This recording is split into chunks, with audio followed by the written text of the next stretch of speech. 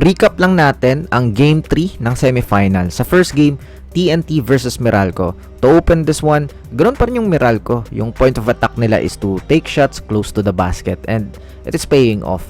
Pero may additional sila sa outside with Quinto hitting some threes. Tsaka medyo maalat yung mga creation ng TNT and with that, magkakaroon ng advantage yung Bolts. In the second quarter, TNT's offense is not changing. Kaso lang pag hindi nagko-connect is big blow talaga. Tas yung Meralco is meron ulit additional. Nagkaroon sila ng more off-ball movement and using a lot of ball screen actions. Tapos yung entry ni Maliksi gives them space and more flexibility sa offense. And naghahanap rin sila ng pwedeng mismatch kaya nga they are playing more ng mga PNR. In the third quarter, pinipilit lang talaga ng TNT yung kanilang offense. Pero kasi they are living and dying with it. They have the tools to make it happen. Pero once na mapigilan yon, they are done kasi stagnant 4. Samantalang yung Bolts is maraming variation ng offense dito sa Game 3. Kumbaga, naging full package sila. In the final quarter, ginamit ulit ng Meralco yung nagpanalo sa kanila sa Ross Series. Pero with a twist. Instead of playing one-on-one, yung attack lang ng attack. So, yung attacker, dinadrag nila yung isang big ng TNT to be the initial defender. Tapos yung another big, which is Kelly Williams, is ginagamitan nila ng Gortat screen para ma-take away yung rim protection. So, na-expose to ng Bulls and na-maximize nila yung strength nila na marami sila sa roster na kayang gumawa ng ganito eh. So, nakaisa na ang Meralco, lamang pa rin naman yung TNT sa series, 2-1.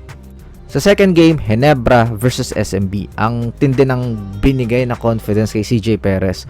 4 points agad. Kaya after nun, kahit hindi sa kanya yung pasa is looking to attack talaga siya eh. And yung SMB went to the mismatches. Mas binigyan nila ng bola si Motaw Tua this time. Kasi sino nga naman yung magi-stop sa kanya sa bench ng Ginebra? Sa eye test, alam nating lahat na lamang siya. Kaya good recognition yun for the Beermen. In the second quarter, good things happen talaga for SMB kapag nakakapag-produce si Don Trollano. Iba talaga yung impact niya sa squad na to.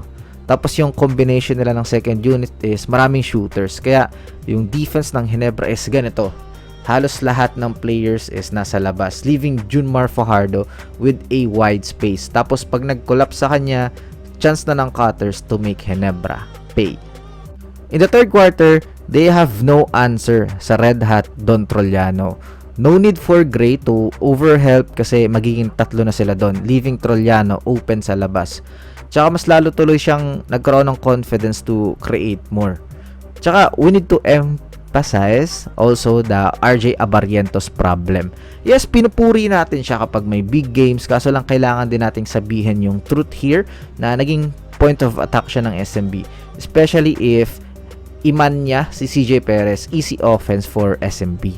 In the final quarter, na-recognize naman yun ng Ginebra kaya nga mas ginamit na rin si Nards Pinto na known for his defense. Though, RJ is RJ. Iba pa rin talaga yung offense niya. Kaya binalik pa rin naman siya sa game and naging reason din ng kanilang comeback. Kaso lang here, siya talaga yung point of attack and everyone is worried. Kaya yung cutters is hindi na napansin yung ibang players. So, Don Trollano and 1. And that was the icing on the cake. Lamang na ang SMB sa series, 2-1.